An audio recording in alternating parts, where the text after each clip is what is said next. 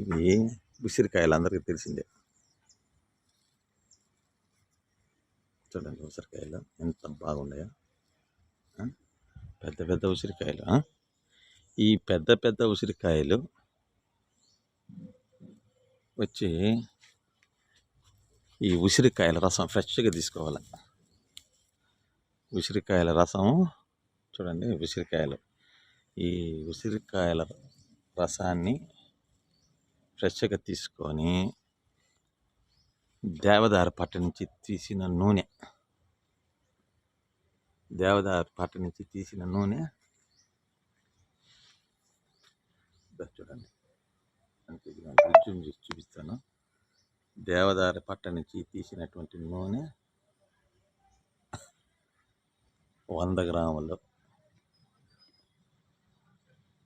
ఉసిరికాయ రసం 150, ఆవు పాలు 200 గ్రాములు. ఇవి తీసుకొనేసి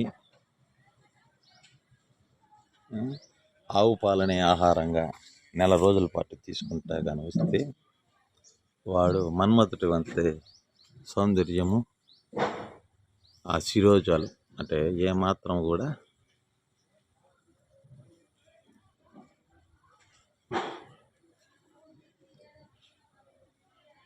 ఇంటికి నడిచిపోకుండా ఎంత వయసు వచ్చినా కూడా యవ్వనవంతుడు కానీ ఉంటాడు అని చెప్పి ఆరోగ్య శాస్త్రం చెప్తూ ఉంది. దీన్ని మీరు చూడొచ్చు, చేసుకొని మీరు వాడచ్చు. దీన్ని నేను మళ్ళీ రెండోసారి చెప్తాను.